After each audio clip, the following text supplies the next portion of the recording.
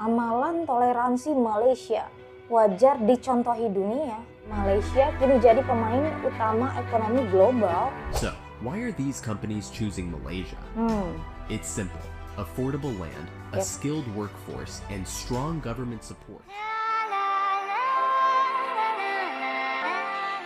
Halo teman-teman semua, Assalamualaikum warahmatullahi wabarakatuh. Apa kabarnya nih teman-teman semua? Semoga sehat selalu ya, dan kembali lagi bersama aku Rizky tentunya. Kali ini kita masih mau lanjutin requestan dari teman-teman semua. Thank you untuk teman-teman yang sudah kirimin link requestnya ke DM Instagram aku di @rizky ya. Bagaimana negara Malaysia di mata dunia? Dan ternyata ada beberapa negara di ASEAN gitu kan yang merasa takut dengan negara Malaysia. Kira-kira persaingannya seperti apa? Langsung saja kita nonton ya video. This is why Malaysia's economy is making headlines today.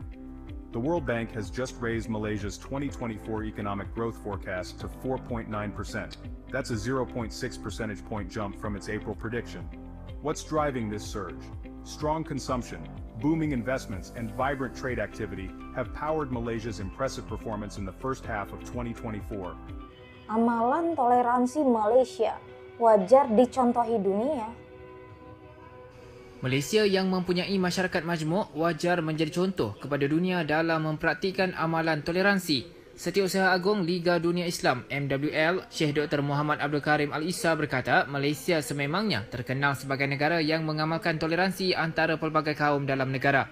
Beliau berkata demikian pada sidang media sempena Persidangan Ulama Asia Tenggara 2022 di Petaling Jaya pada Khamis. Perasmian persidangan julung kali diadakan itu disempurnakan Perdana Menteri Datuk Seri Ismail Sabri Yaakob.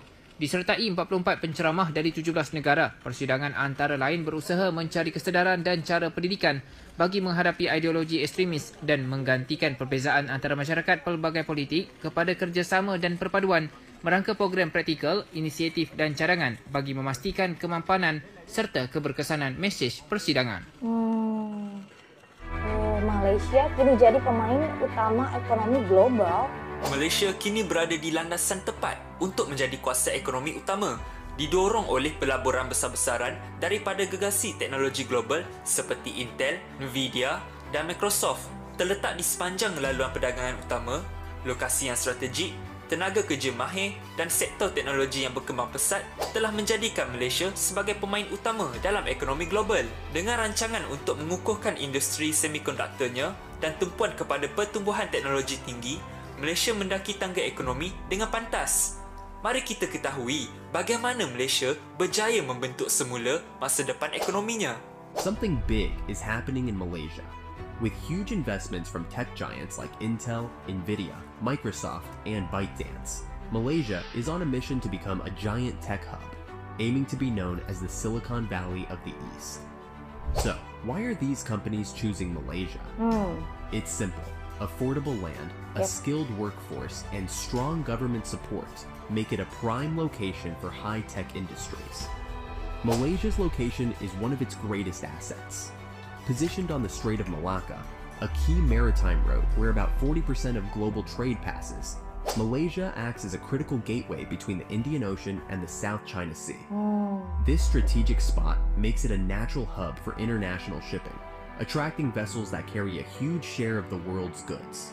The country's two main ports, Port Klang and the port of Tanjung Pelepas, are among the busiest in the world.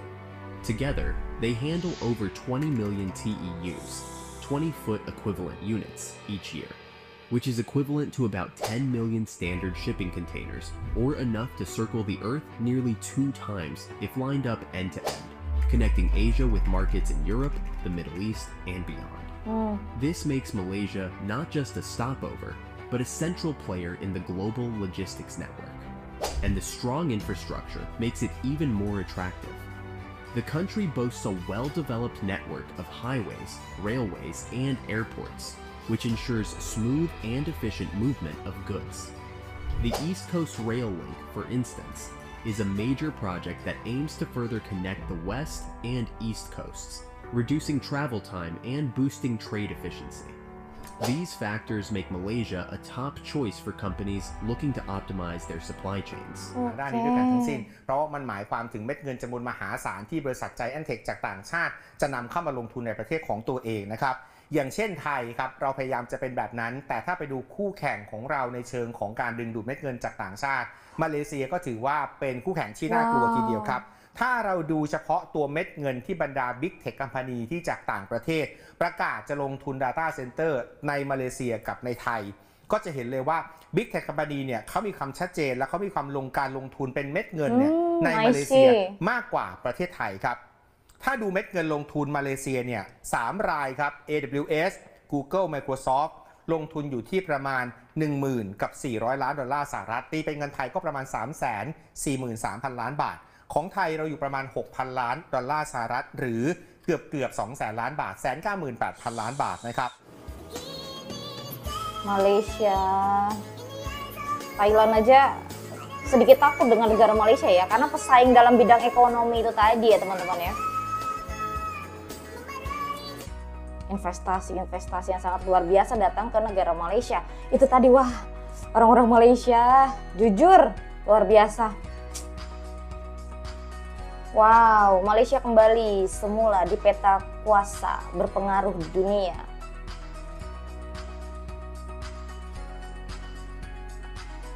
Wow, bagus-bagus ini beritanya.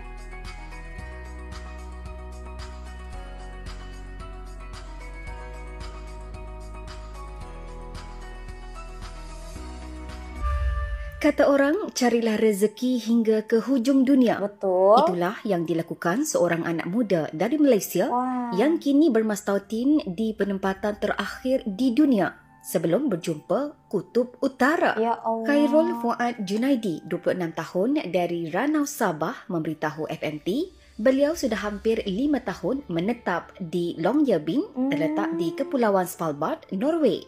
Stop yang terakhir dan northernmost town yang ada dekat muka bumi. Habis saja SPM dan saya pergi Pemuda terus ke sini Malaysia. pada tahun 2017. Sewaktu saya berumur 21 tahun. Saya the only Malaysian yang ada dekat Svalbard sekarang ni dan the only Malaysian Sabahan lah yang tinggal dekat sini.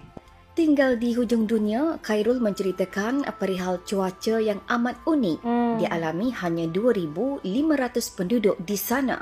Mereka terpaksa menjalani rutin harian tanpa cahaya matahari selama 6 bulan. Luar biasa Bulan 4 kehidupan di sana. sehingga ujung bulan 7 begitu, dia totally dia akan cerah. Dan start bulan 7 dia akan ada pagi malam normal. Dan start bulan 10 hingga bulan 3 balik dia akan totally gelap. Tiada matahari langsung. Aktiviti utama ekonomi Longyearbyen adalah sektor pelancongan. Pelancong datang sepanjang tahun untuk merasai pengalaman berbeza dan memburu aurora. Aurora kebiasaannya hanya dapat dilihat di kawasan kutub, umpama tirai cahaya di langit malam. Fenomena itu disebabkan interaksi antara medan magnet bumi dengan angin suria. Pengalaman pertama saya dapat melihat Northern Lights tu dan melihat kebesaran Allah. Masya Allah. Dengan mata saya sendiri. Saya Tafakur berdiri di alam. bawah Northern Lights tu tengok hampir 3 jam. Sejuk-sejuk. Paksa tengok 3 jam Northern Lights tu. Dalam masa tu ya Allah, nak menangis pun ada. Nak menangis pun ada. Nak menangis kegembiraan. So ya, itulah kenangan yang paling manis. Khairul Masya juga Allah. berkongsi cara untuk sesiapa yang berminat melancong ke Longyearbyen yang memakan masa selama 2 hari. Saya pergi dari Sabah, Kota Kinabalu sampai KLIA sampai Dubai or either Dubai or Doha. And then sampai Doha baru pergi Oslo, dia punya ibu negara Norway. Dari Oslo pergi Tromsø, State of Norway. Tromsø baru pergi sampai dekat sini, Svalbard.